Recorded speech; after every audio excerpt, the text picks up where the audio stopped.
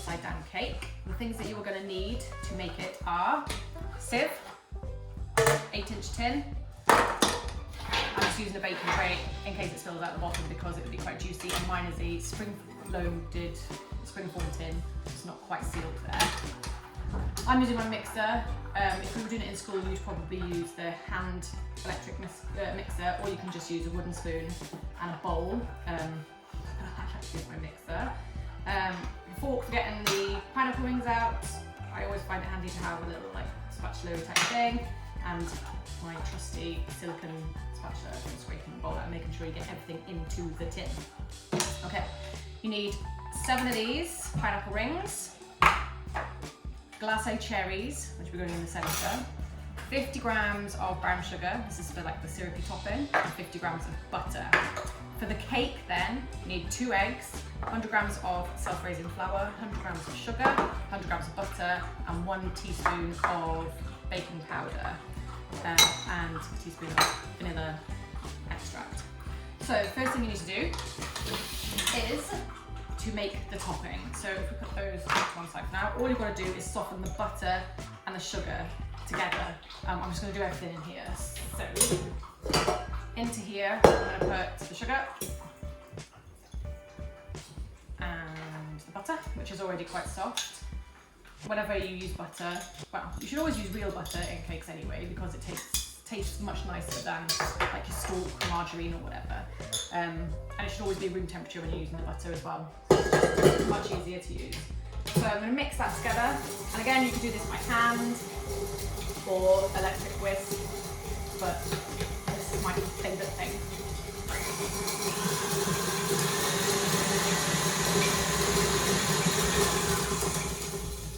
This is the creaming method, but because there's not big quantities, I'm just going to scrape it down to get it all back onto the blades so that it mixes up properly. The temptation is to eat it at this point as well. Let's see that not.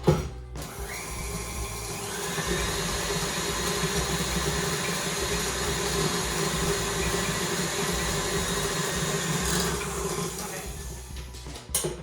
So that should be quite fluffy, but obviously with brown sugar, it's not going to go as fluffy as with caster sugar. If you normally cream cakes, it's going to look like this, okay?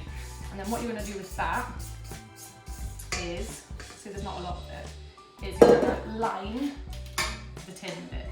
So this one, when it cooks, this will turn into like a syrup, but it will also help the cake release from the tin because we're not lining it with greaseproof paper. Okay. So I'll just put it in there and I'm literally just gonna like smear it all over. You could use your hands for this if you wanted to. You could use a pastry brush. You could use a bit of like greaseproof paper to put over your hands if you wanted to and spread it around with that. But it's sort of going quite well. So you need it all over the bottom and part the way up the sides as well.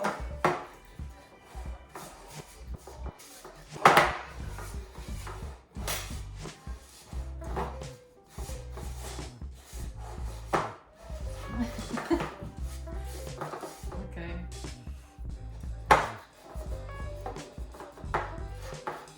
It's going to melt as soon as it goes into the oven, and it's going to create a delicious syrup. Okay. That will do. Ooh. Okay. Just trying to get the corners a bit more. Okay. Now, if I was in school, I'd probably wash out this before going on to the next bit, or use a different bowl because I'm going to be using white sugar now instead of brown sugar, but I really don't think it makes much difference, so we're just going to crack straight on with the same bowl. Okay.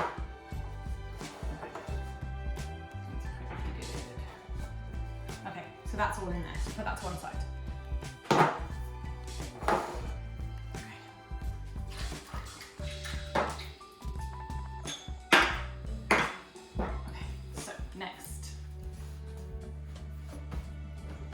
into the mixing bowl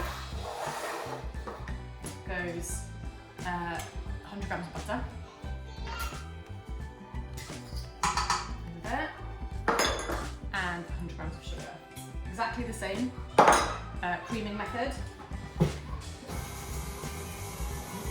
But you'll see that it'll go a lot fluffier because of the sugar, different sugar.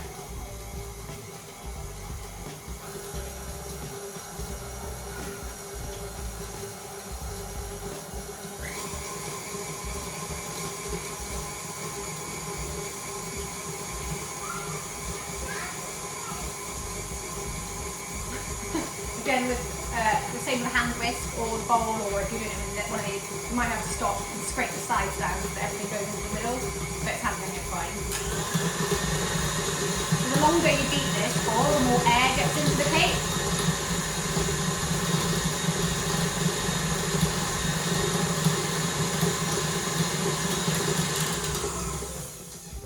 Let's show you what that looks like. Okay, looks like that. But I'm going to scrape it down, and I'm going to whisk it a little bit more. It's not as fluffy as I would like yet. My butter was a little bit cold still. Okay, I'm going to take it all off here so it all goes into the bottom, so that this part of the blade picks it up.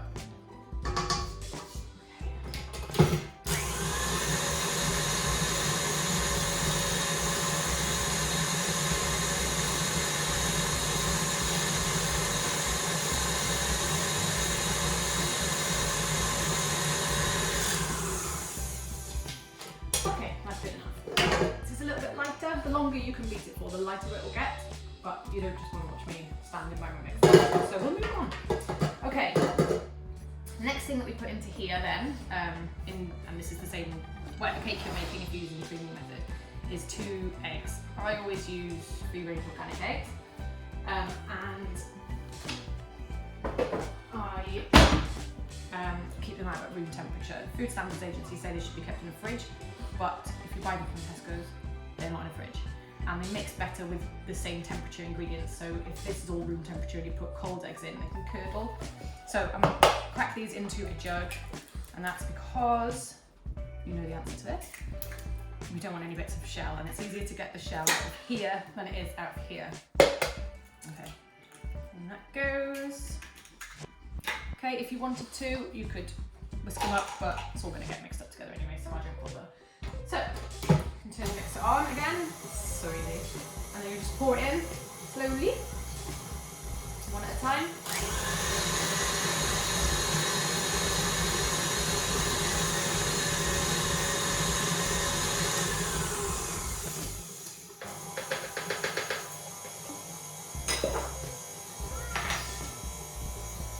I'm going to scrape down the sides because a lot of the butter is stuck to the sides. Push it all down.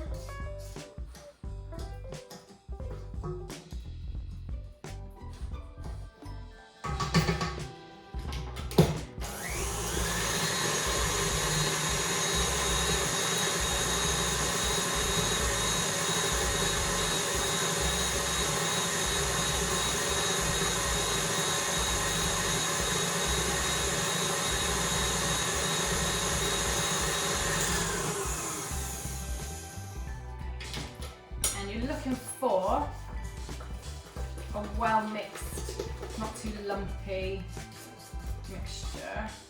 Okay, kind of like this. I don't know if you can see it. You can see that not all of the lumps have mixed in, so I'm just going to scrape it down. And by scraping down, I mean like get all the bits off the side. Okay. I'm going to do it again because if we leave any lumps of butter at this point or any lumps of sugar, then they will make different textures in the cake, and we obviously want it to all be smooth and light and fluffy all the way through. So, one more. Okay.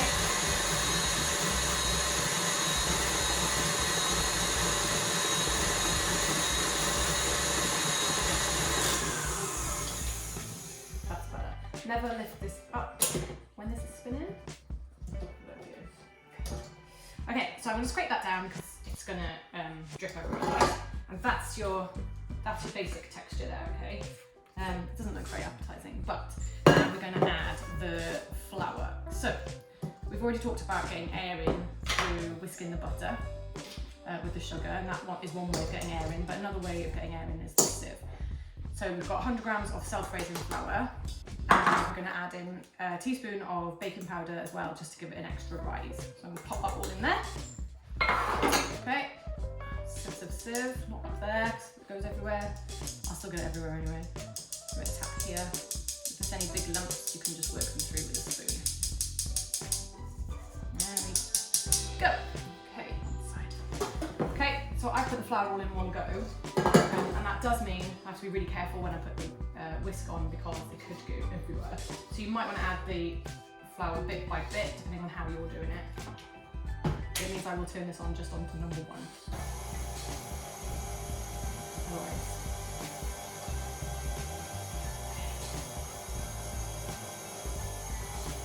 As the flour starts to work in, you can turn it up.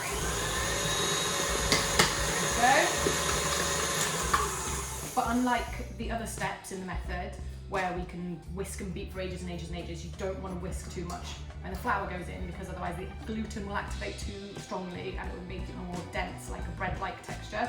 So we just want to give it a mix to make sure it's even, so it's going to look something like that. And then the last thing we have to put in is just a teaspoon of vanilla extract. Otherwise it's just not going to taste very much. So put that in. You can use a spoon to measure.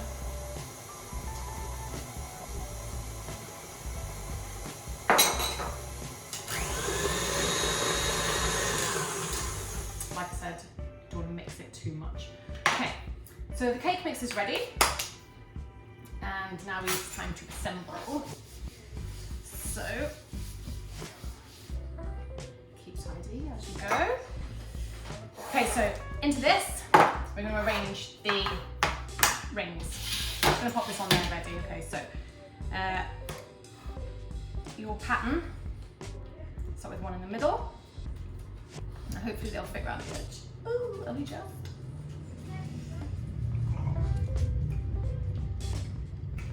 It's quite squishy, the pineapple, so we can make it work.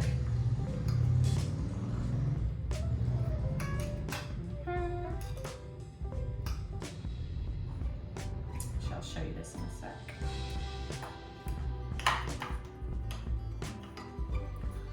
There's 8 rings in this tin. And it says 7 in the recipe, but mine only getting 6 in here.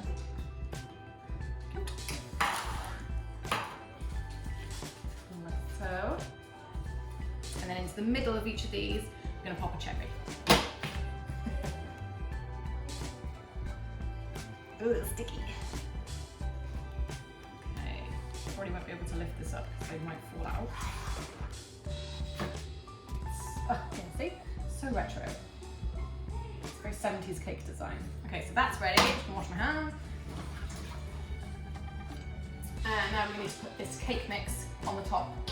So you'll notice that a lot of the cake mix is stuck to your blades, whether you've used a hand whisk or a mixer. We need to get all of that because it's not a huge cake mix. Okay, nearly done. And then I'll see what else left. So, scraping down, getting it all ready. Okay, and we're going to spread it evenly over the top.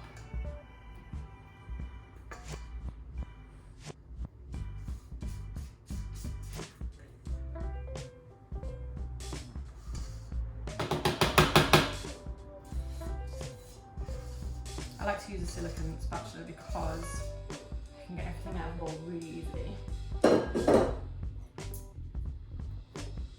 And this palette knife is so handy as well.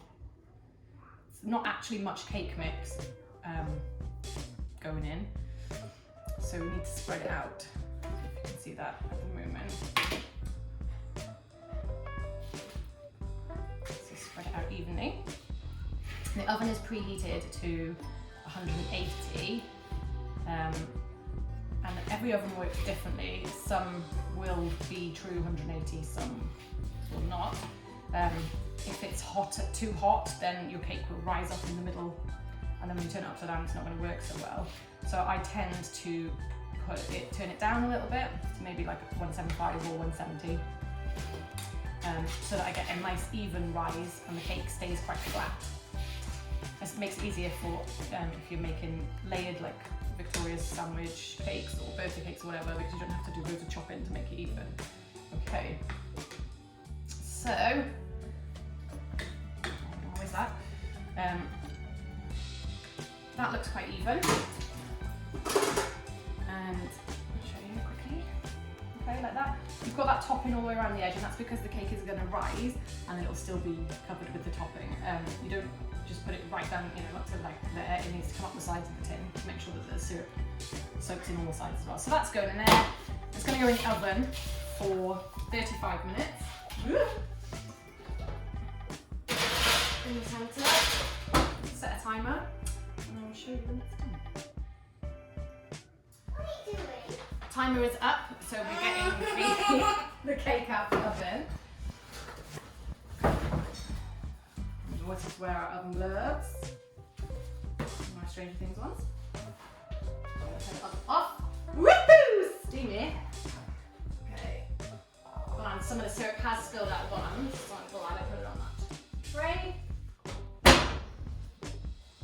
Okay, so it's quite a dark cake. I'm going to take it off there, put it onto a cooling rack. I'm not even going to attempt to get it out for about another 15 minutes or so. Okay, it's cooled enough, I think. It's still hot, but if we let it go totally cold, then the syrup will stick, and I don't think we'll be able to get it out. So I'm going to use my trusty tool. I'm going to make sure, yeah, the syrup is starting to firm up now. I'm just going to make sure it's not stuck to the side of the tin.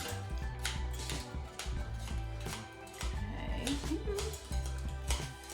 And going to find the spring form, so I just undone that. So that comes off lovely. Now we've got to turn it over.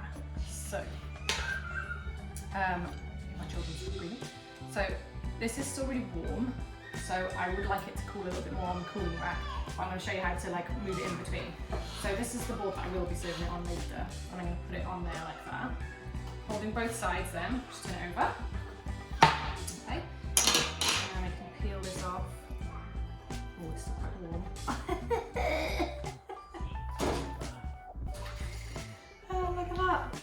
So you can see how it's really like sticky from where the butter and sugar has caramelised. I probably could have cooked it for longer. If you look, that's quite pale still, but the rest of the cake looks quite dark, and that's because of the syrup that's on it. So although I will be serving it on this plate afterwards, okay, I'm going to leave it on the cooling rack for a little bit more because it's just not going to cool down otherwise. So I'm going to slide it very carefully onto my cooling rack. So, leave it to cool. It's pretty, isn't it? And I will show you what it's like when we slice it later as well, so you can see inside, because I'm intrigued to see, but it's turned out quite well. So it's cooled down quite a lot. I'm going to pop it onto here in the same way that I got it onto here. I'm just going to slide it, and I'm going to cut it.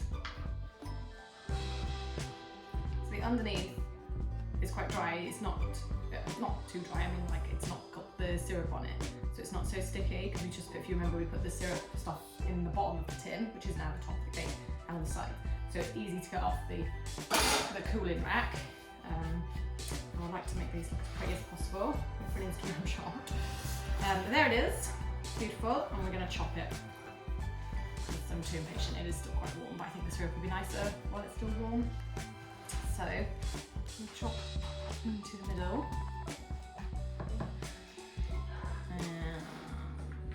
Here, fairly decent size.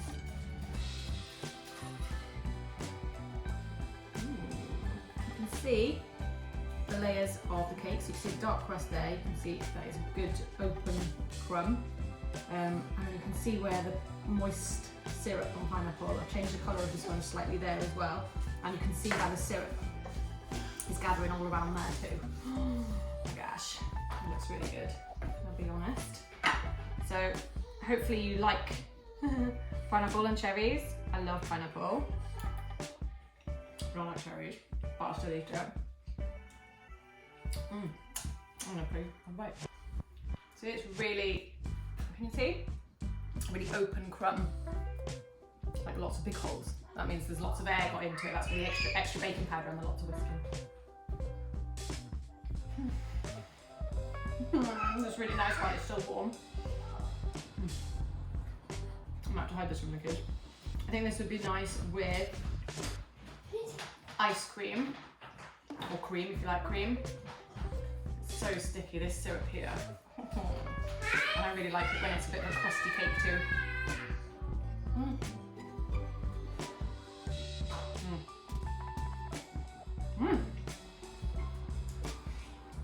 just gonna get a spoon, going for the whole thing.